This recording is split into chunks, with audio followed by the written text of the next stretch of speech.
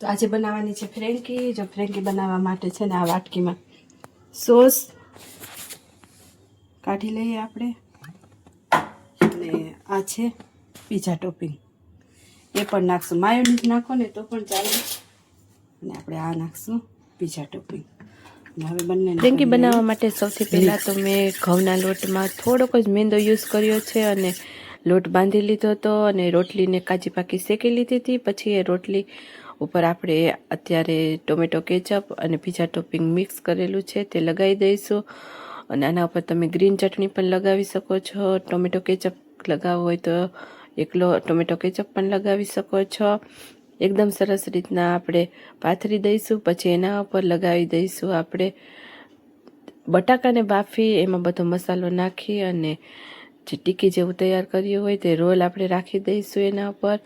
પછી નાખી દઈએ કોબીસ અને કેપ્સિકમ. અને આ ફ્રેન્કી એકદમ સરસ બને છે, ખાવામાં પણ ખૂબ જ ટેસ્ટી લાગે છે.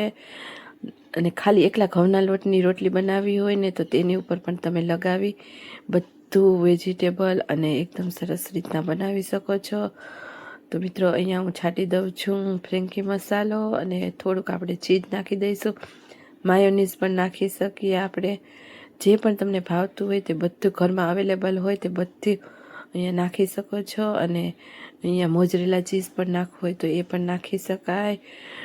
પનીર ફ્રેન્કી પણ આવે છે બજારમાં, અને કેટલા ફ્લેવરની ફ્રેન્કી તો આવે છે. હવે આપણે આને બંને સાઈડથી આવી રીતના રોલ વાળી લઈશું, અને પછી એકદમ ધીમા તાપે શેકી લઈશું. સૌથી પહેલાં તો જો બધી ફ્રેન્કી તૈયાર કરું છું, બધી ફ્રેન્કી એકસાથે બનાવીને તૈયાર કરી દઈશ. પછી એકસાથે જ બધી ફ્રેન્કી શેકી લઈશું.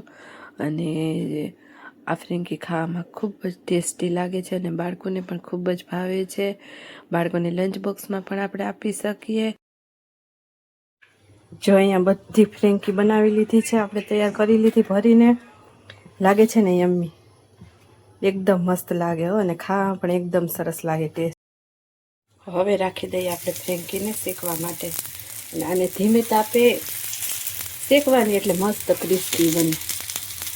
ગેસની ફ્લેમ એકદમ ધીમી રાખવાની. શેકાતા થોડીક વાર લાગે એટલે અંદરનું ચીઝ પણ મેલ્ટ થઈ જાય મસ્ત.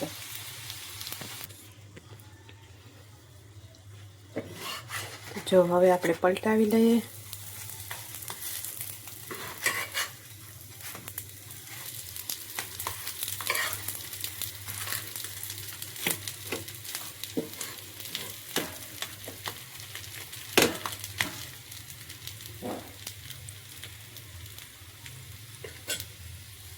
બંને સાઈડથી ક્રિસ્પી એવી શેકાઈ ગઈ છે આપણી ફ્રેન્કી. અને હવે આપણે જો કાઢી લઈએ આપણે પ્લેટમાં. જો કેટલી લાગે છે ને મસ્ત યમ્મી. જો ચીઝ પણ મેલ્ટ થઈ ગયો. પછી મૂકી દઈએ આપણે બીજી ફ્રેન્કી. જો બીજી ફ્રેન્કી આપણે શેકાવા મૂકી દીધી છે, અને આ ફ્રેન્કીના કરી લઈએ કટકા.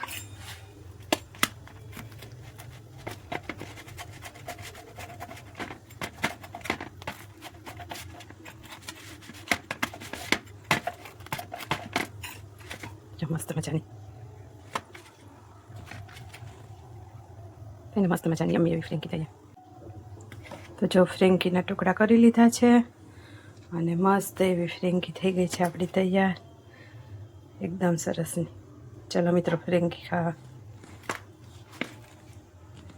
જો લાગે છે ને યમ્મી. તો જો અહીંયા બીજી ફ્રેન્કી પણ તૈયાર થઈ ગઈ, અને હવે બેસી જઈએ બધાય જમવા.